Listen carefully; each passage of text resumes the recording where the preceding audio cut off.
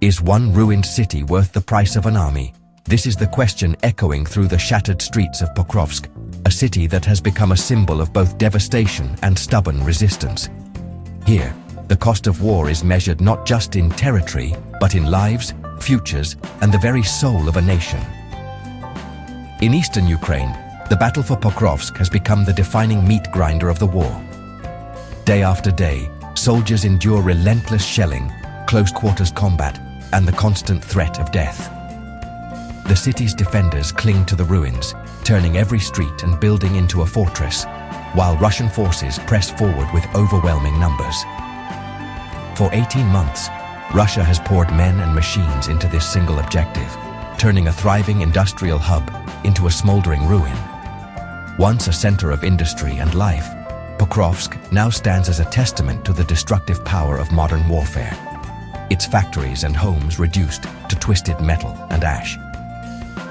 Over 150,000 Russian soldiers and hundreds of tanks have been lost here, a staggering price for a city with little remaining military value.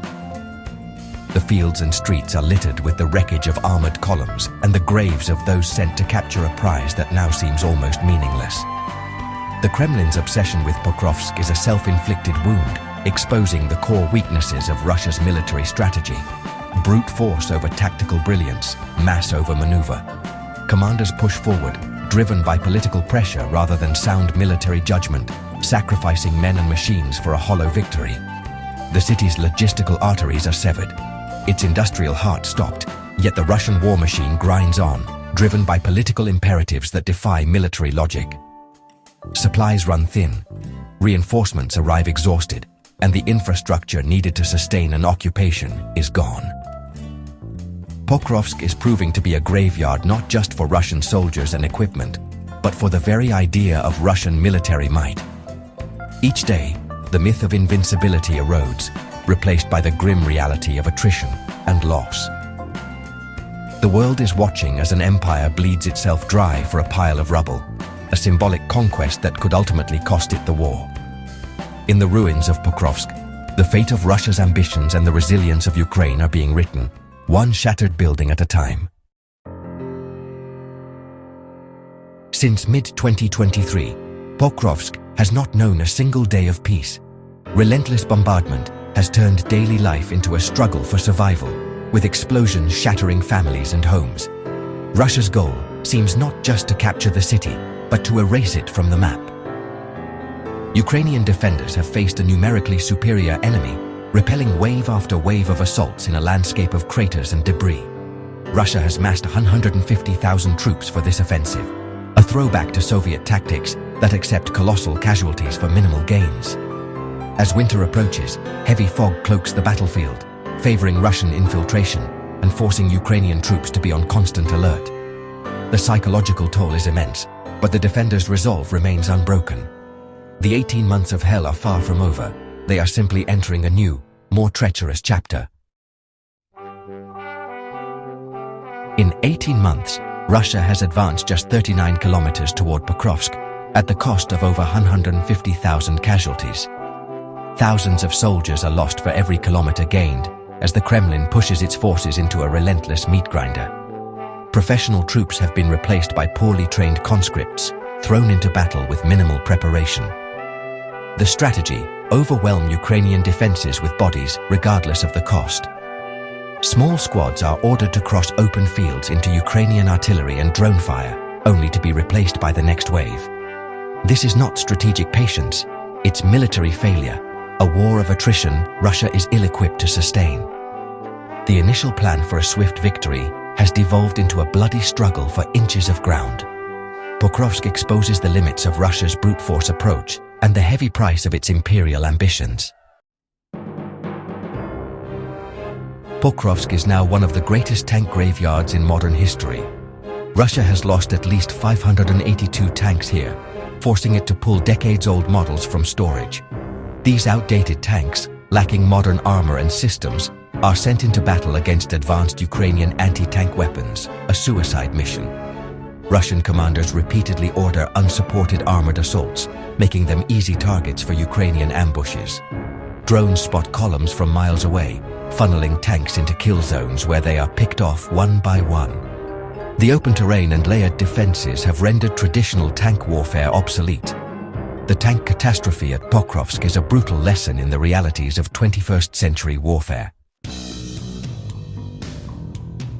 Russia's approach to Pokrovsk can be summed up in 2 words: human wave. This tactic, reminiscent of some of the most desperate moments in military history, sees soldiers pushed forward in relentless numbers, often with little regard for their safety or survival. The strategy is as simple as it is brutal: overwhelm the defenders by sheer force of numbers, regardless of the cost.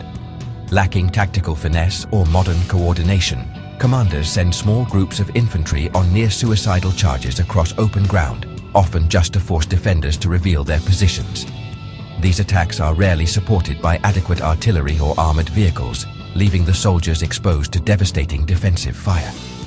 On October 30th, Russian forces launched 17 assault waves against a single Ukrainian position, gaining no ground, only leaving a field of their own dead. The repeated attacks achieved nothing but staggering losses, a grim testament to the futility of this approach. This is standard procedure. Soldiers express frustration and hopelessness, describing being sent into pointless assaults by distant, incompetent officers. Many feel abandoned by their leadership, forced to carry out orders that seem to have no purpose other than to sacrifice lives for minor, temporary gains. The use of human wave attacks is a sign of a military out of ideas, relying on sheer numbers instead of technology or training. It's a throwback to a bygone era, ignoring the lessons of modern warfare and the value of each individual soldier. It's a brutal, unsustainable strategy that is rapidly depleting Russia's most valuable resource: its people. The mounting casualties are not just statistics, they represent families torn apart and communities left grieving. The army is becoming a hollowed-out force, capable only of crude, frontal assaults. With each failed attack, morale sinks lower and the ranks grow thinner, leaving only exhaustion and despair. The cost in morale and lives is devastating, casting a long shadow over the future of Russia's military and the families left behind. In its relentless bid to capture Pokrovsk, Russia has not only sent waves of conscripts into the fray, but has also sacrificed some of its most elite and highly trained military units. These include the famed VDV paratroopers, the shadowy Spetsnaz special forces, and veteran tank crews who once formed the backbone of Russia's military prowess. Once considered the professional core of the Russian armed forces, these units are now being ground down in the same brutal attritional warfare that has already consumed countless poorly trained recruits. The loss of these elite forces is irreplaceable. Their years of experience, advanced training, and battlefield leadership cannot be quickly rebuilt or replaced by new recruits. As a result, the Army's ability to conduct complex, coordinated operations is rapidly degrading, leaving it increasingly reliant on masses of inexperienced soldiers and a shrinking cadre of competent officers. VDV and Spetsnaz, once reserved for high-risk, high-reward missions, are now being used as ordinary line infantry, their specialized skills and training wasted in the bloody grind of trench warfare. This misuse and attrition of elite assets is a shocking indictment of Russian military planning and strategy, revealing deep flaws in leadership and preparation. Rebuilding these shattered formations will take years, if not decades, as the pipeline of new officers and specialists struggles to keep up with the losses. Even if Russia ultimately manages to capture Pokrovsk, its army will emerge from the battle a shadow of its former self, hollowed out, exhausted, and far less capable than before. From a military standpoint, Russia's obsession with Pokrovsk makes little sense. The city's logistical value is gone, railways destroyed, factories in ruins. Capturing Pokrovsk now offers no real strategic advantage. It's a graveyard, not a prize. The answer lies in Moscow. After a series of setbacks, Putin needs a victory to show the Russian people. Pokrovsk has become a political necessity, a symbol to be broadcast as a triumph, regardless of the reality on the ground. The catastrophic losses and destroyed city are secondary to the narrative spun on state television. Even if Russia succeeds, the victory will be Pyrrhic, resources and elite troops lost for a headline. The obsession with Pokrovsk is draining Russia's war machine, leaving it weaker and more vulnerable. Facing overwhelming Russian numbers, Ukraine has adapted with ingenuity, building main defensive lines miles outside Pokrovsk. They've transformed the landscape into a fortress, trenches, bunkers, minefields, and overlapping fields of fire. The true game changer is drones, providing real-time surveillance and guiding devastatingly accurate artillery strikes. A single, cheap drone can destroy a multi-million-dollar Russian tank, inflicting disproportionate losses. This asymmetric warfare makes every Russian advance excruciatingly expensive. But Ukraine pays a heavy price too. Veterans and undertrained conscripts alike face constant shelling and relentless assaults. Their courage is slowing the Russian advance, but the human cost is high. Ukraine is winning the attritional battle, but victory is measured in lives. The battle for Pokrovsk is a microcosm of the war. Russia's numbers versus Ukraine's determination and technology. Even if Russia captures the city, it will have gained only ruins at the cost of its offensive power.